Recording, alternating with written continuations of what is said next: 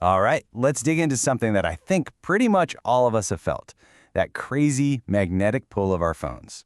We're going to explore what actually happens when you just decide to put it down for a while. You know that feeling, right? You just mean to check one little thing, and then suddenly you look up at the clock and, whoa, where did the last hour go? It's like you fell into a little digital black hole.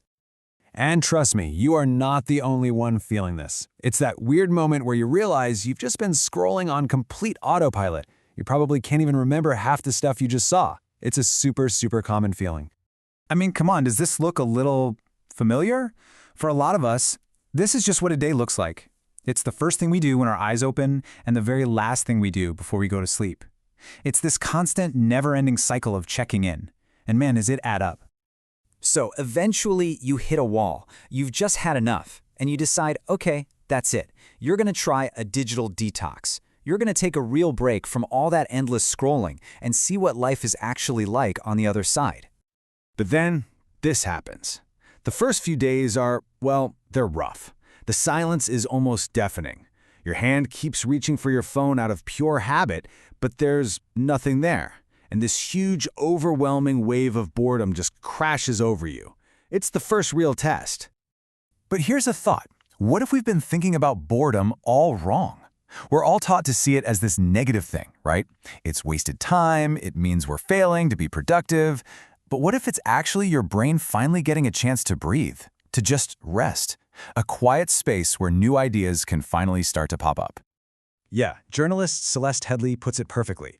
She says boredom is when our brain, which has been starved of all that constant noise from our feeds, it actually starts working for itself again. It's like our brain's default mode finally gets to switch on. You know, that's the part that daydreams and makes cool connections. It's basically where all your best shower thoughts come from. Okay, so letting yourself be bored is great for coming up with new ideas. Got it. But does unplugging have any other, real actual benefits? Does it make you feel better? Well, the science says yes, absolutely. Let's just look at the numbers for a second. There was this study where people took just a 1-week break from social media. Before they started, their average anxiety score was 10.4. After just 7 days, it dropped all the way down to 7.1. That is a massive difference in a really short time. And you know what one of the biggest, most immediate things people noticed was? They just slept better. It's that simple, but it's so powerful. And we're not talking about a small improvement. That same study found that sleep got better across the board. People were falling asleep faster, they were staying asleep longer, and the quality of their sleep was just way better. It makes total sense, right? You're not blasting your eyes with that bright blue light from your screen, which totally messes with your body's sleep signals. Now here's a really cool one I bet you didn't expect. It literally makes your brain faster. After the detox, participants' reaction times got 30 milliseconds quicker. Now that might not sound like a lot, but in terms of brain processing, that's a real measurable jump in your focus and your attention span. Okay, so the benefits are pretty clear. You're less anxious, you're sleeping great, your mind feels sharper. But that just brings us right back to that first big problem, boredom. You've got all this time back that you didn't have before. So what do you actually do with it? Well, for starters, you can get creative. The trick is just to find something that keeps your hands and your mind busy. You could finally learn how to crochet, or just start scribbling your thoughts in a journal. Or maybe tackle that really complicated recipe you've had saved for months. Or, you could just go outside. Instead of scrolling through pictures of other people's amazing adventures, you could actually have one of your own. Go for a hike, have a picnic in the park, or just sit and watch the sunset without feeling like you have to get the perfect photo of it. And this is probably the most important one. You can use that time to build real, actual, face-to-face connections.